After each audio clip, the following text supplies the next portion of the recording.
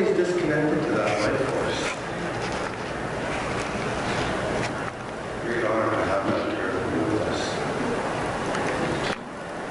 When I heard the women sing, it was the heartbeat of the land that God cast into everything in all life. All of the prayers that were said, the songs that were sung, they're in there now. And they become a part of everything. What we're doing here today is very sacred. And it means something. It's a spirit. All of our spirits are connected. Every one of our spirits are connected. And nobody in this room is different. We're all the same. The old story that I'm going to tell you, the sacred Jiganan Basukan, the sacred fisher story, is a story of my people. It's sacred. It has a spirit. I have to feast that story for the medicine that it gives, for the life that it gives. It means something. It's lived for over 20,000 years. And it just keeps giving and giving. But it's to remind us of something right now. It's to remind us of the sacred story that we're in right now. The two-legged have somehow managed to pollute oceans. I want all of you young people to think, how can you pollute an ocean? The polar ice caps are melting. We're in a sacred story right now. Right as we speak, we're in a sacred story, a sacred Atsukan right now. What does the story need?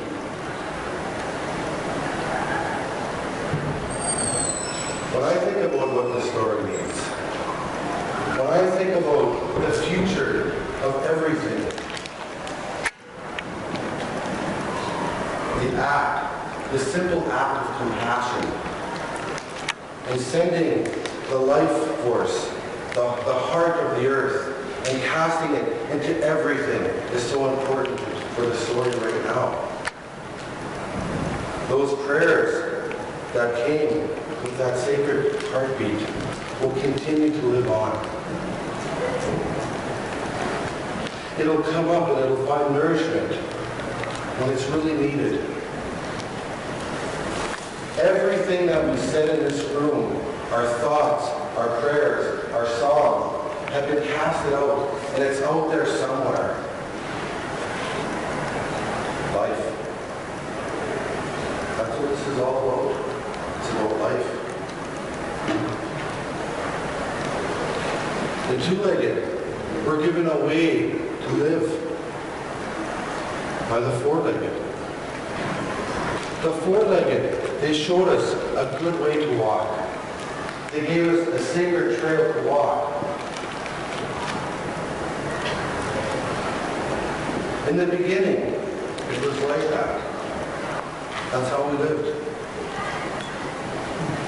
Life was just bursting and gushing out of everything, and everything gave everything to everything.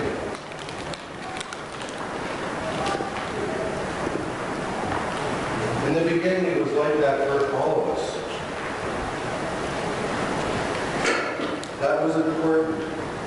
The sacred laws of the land were what we were to follow.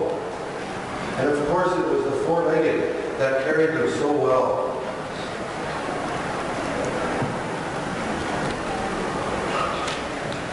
But something happened long ago. The people, they started to become greedy.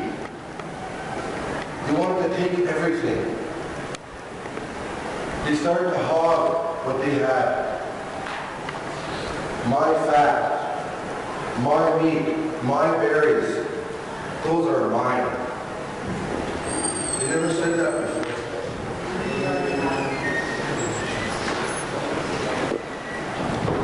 That wasn't what gives life.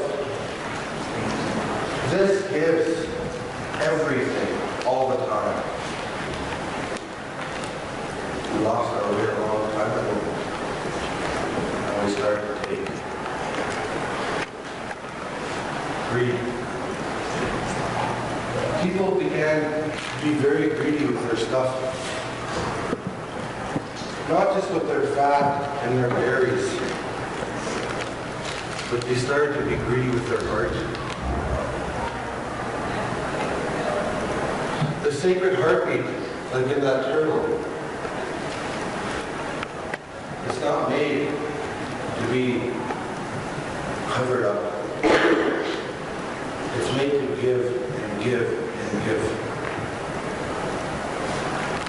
But the two-legged, they lost their way because they stopped following the sacred trails that were left for us. They say in this old story that there was an old man in the sky. And this old man lived in the stars and had a wigwam in the stars. And seeing how the two-legged were acting, seeing all of their greedy ways and how they were trying to hoard everything for themselves.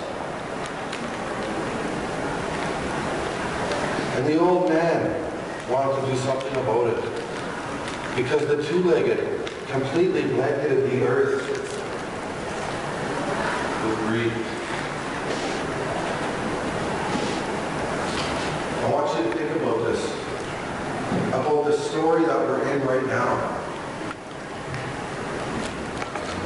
My truck, my TV, my money, mine.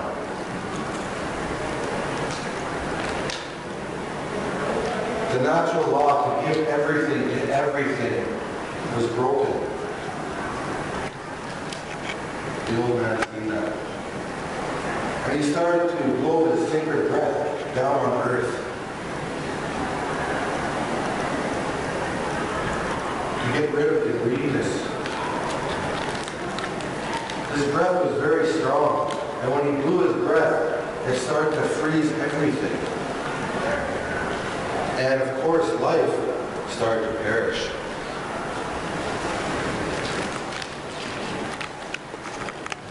But there is a power here on earth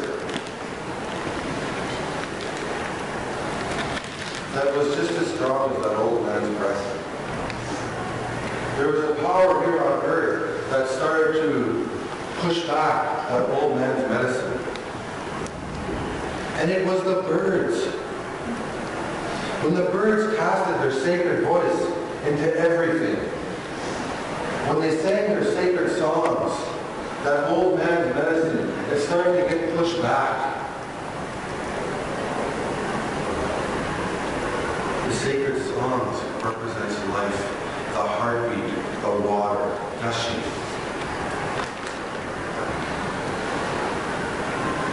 So the old man decided to get those birds. Decided to get all of those birds and put them in a wigwam up in the stars so that he can continue to blow a sacred breath on earth and get rid of the two-legged and all of their greedy ways.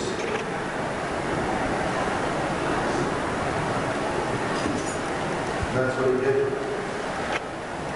He blew and he blew. And he blew hard. The two-legged, they began to get more greedy and hoard more of their stuff.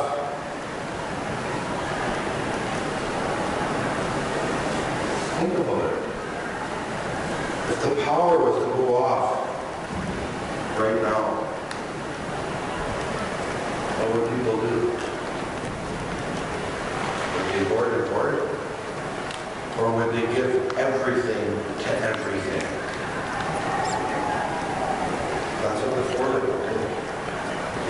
everything to everything. The act of giving life. The two-legged didn't do that. The two-legged just hoarded their stuff, being more greedy. And the animals, they decided to have a meeting, a council meeting. And at that meeting, it was suggested that they climb the highest mountain, they jump up into the stars, they zigzag across those beautiful stars of light. They sneak into that wigwam, get those birds, bring them back down to earth so that they can cast their sacred medicine and life into everything. Because it was the strongest life force that they knew.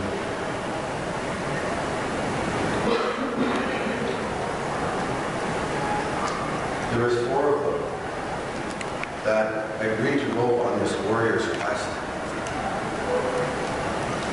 There was 4 animals that decided to go. A two-legged's heart is a little bit bigger than your hand.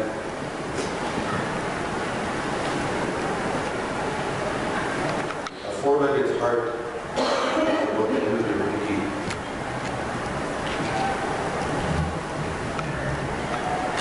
But they are the ones that went on this quest for us. The first animal that decided to climb this mountain was an unlikely hero, porcupine. So the other animals, what they did was they grabbed porcupine by the back legs and they threw him up, trying to throw him up to the stars. The porcupine busted his feet. There you go, here. It's on again. That's why porcupines, their feet are swollen. That's why they wobble when they walk today. It's to remind us of what happened so long ago when we stopped giving everything to everything.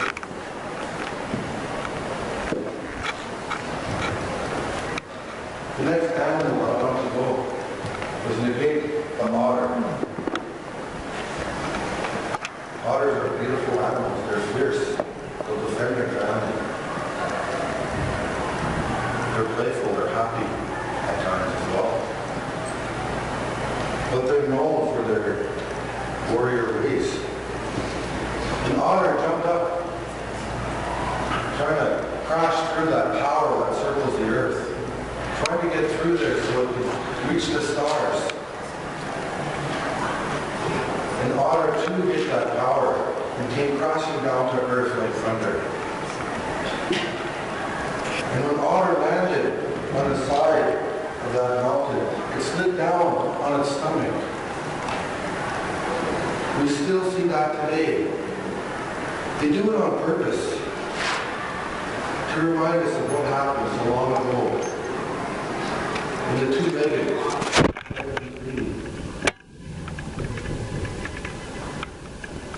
when we stop looking backwards.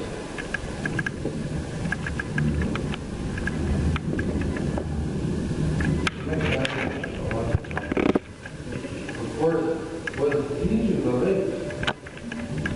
The lakes have small legs, they're smart, they're quick, they're good hunters. When everything else stops, the lakes keeps going, they find their way. They're good climbers. They're silent, they're patient. They're absolutely perfect. When Lynx jumped up, Lynx smashed his face into that power, hoping to bust through it. Lynx didn't do it. Lynx came crashing down to earth. When he landed on earth, he busted his tail off. His face looks like it's all squished in. It's to remind us of what happened so long ago when the two-legged started to hoard everything.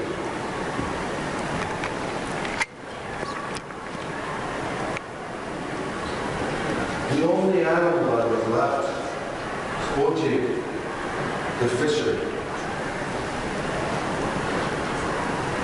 The Boji felt very discouraged, like it was impossible. Because three of the greatest animals that tried to do it didn't make it and tumbled back down to the earth, wounded. But Fisher remembered teachings from his grandmother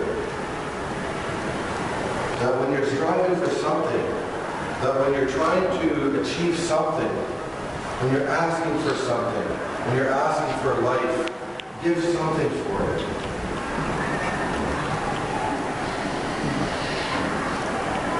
And so Fisher dug in the deep snow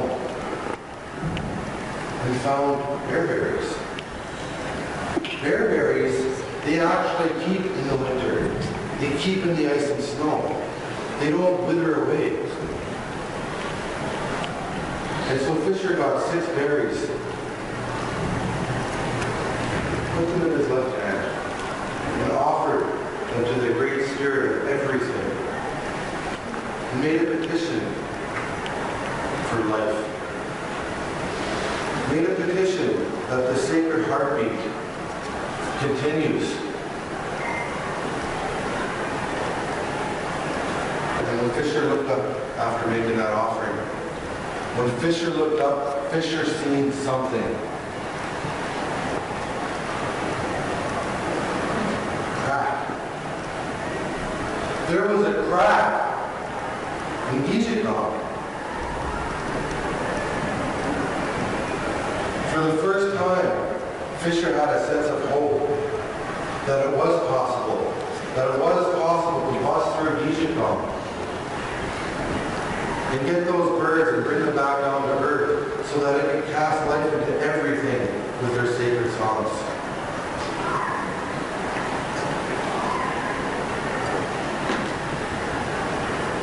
Maybe right now it seems impossible. Maybe right now in the story, the sacred story that we're in, it just seems absolutely impossible. But Fisher jumped and broke through. And I'm here to tell you right now that if it wasn't for the strong back of porcupine, for the strong legs of lynx, for the kind heart of otter, Fisher never would have made it through. Everything that we do right now in this story is going to make a difference. When Fisher jumped through, Fisher seen something. Another obstacle. There was a great big crane guarding the wigwam. And the crane's got a very big mouth. And when they scream, there's nothing like it. It's one of the most shrilling sounds you'll ever hear in nature. I was learning as a young boy when I'm hunting, and I hear that, turn around and walk away.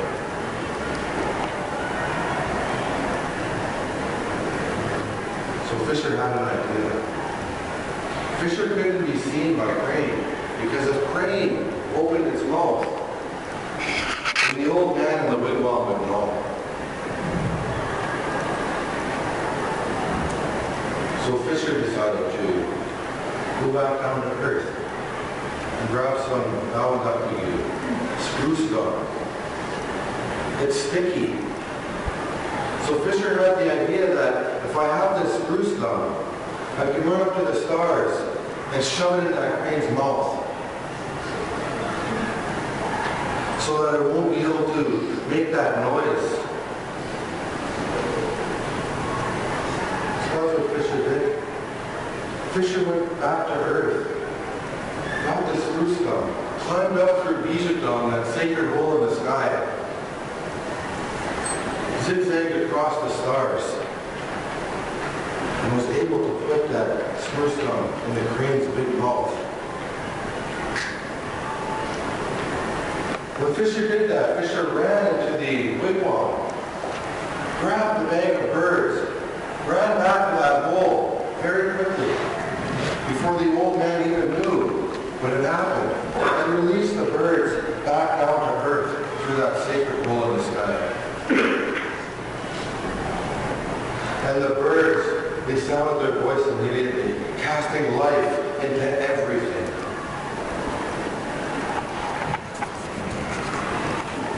But before Fisher did that, before Fisher was able to put those birds down that hole, before Fisher was able to put those birds to where we are, Fisher heard something. Fisher heard something. A noise. It was the snapping of a bolt. Fisher knew that when he was putting those birds down that hole, he had to keep going. He couldn't go down that hole.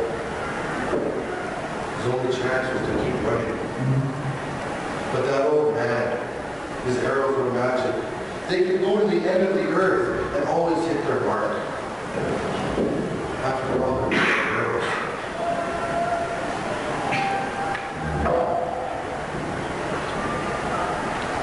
That is pretty jivey. And of course, the little man shot.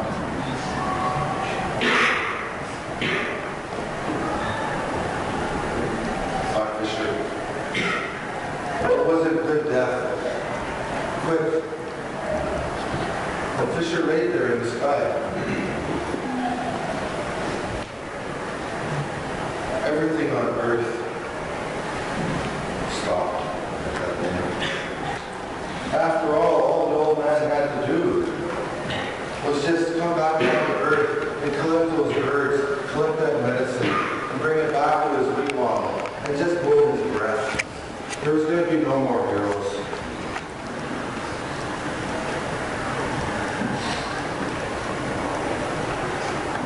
So that's what he set out to do. But before he left, there was a power even above him that watched what happened, that seen everything, seen how the two-legged were greedy and trying to take everything, seen how the four-legged went on this mission to save everything. And they all came down into that moonlight. Those 6 spirits that seen this. And every single one of them had a little red berry in their hand. The sacred petition. The offering of 6 berries. In the end, when everything was impossible, the sacred petition that got cast out into everything worked. It made a difference. Because what they said to the old man was, we've seen everything. We've seen how the two-legged were acting, and we don't blame you for wanting to wipe them off the earth. But the four-legged, they still stuck to their sacred trails. And they're innocent. And when you blew your breath on earth, you were taking their lives as well. So what they decided to do was to commemorate the great Fisher for what it did. Oh man,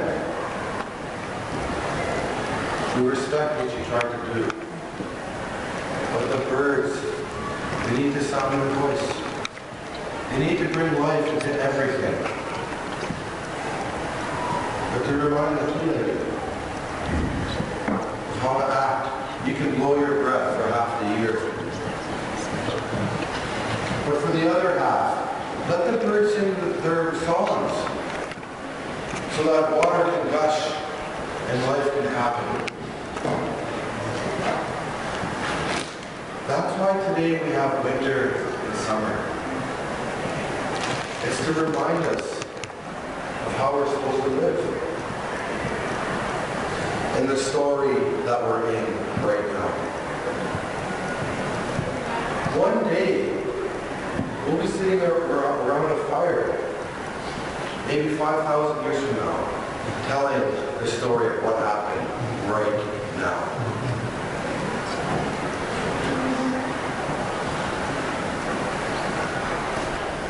But the great thing about this story, and the unique thing about this story, is this isn't an Ojibwe story that we're in now.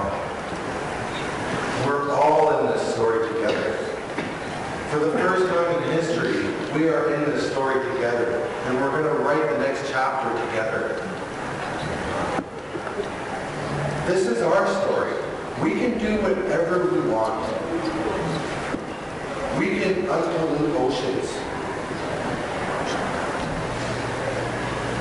We can invent stuff that can neutralize nuclear waste.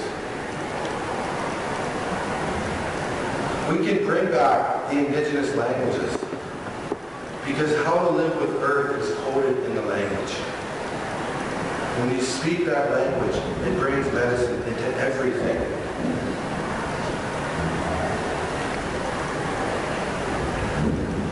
We can make this magic if we want to, because it's our story.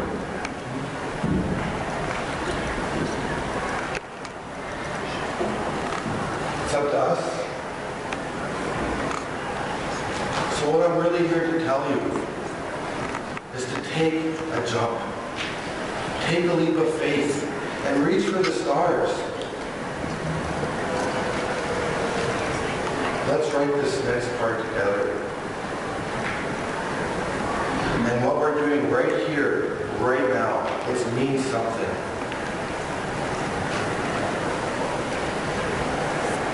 This spring, I want all of you to do something. I want you to look up into the sky. Look at the Big Dipper. In the springtime, the fisher is sitting on 4 legs because it's alive.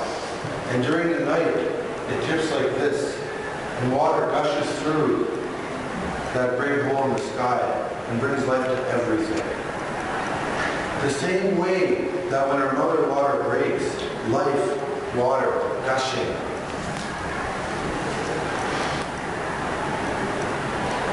In the fall time, the fisher goes on his back. That represents death and greediness. And blood from the old man's arrow rushes down to earth and makes our trees red, and the old man blows his breath. And then in the springtime, he's back on his 4 legs again. Water gushing, life. Everything that we need to know hangs above us. It's in the stars. And make no mistake, we're a part of those stars. Every one of us here is connected to everything. That's why I'm so honored to be here to share this story with you. I'm so honored to be here with these women. How we treat our women is a reflection of how we're treating the earth and vice versa. Maybe that's where we need to start. It's just being kind to our women. That will change the world. So with that, I want to thank all of you for taking the time to listen to this simple story. To think about what you're going to do next. I urge you, don't be a villain. Don't even be an extra. Be a hero.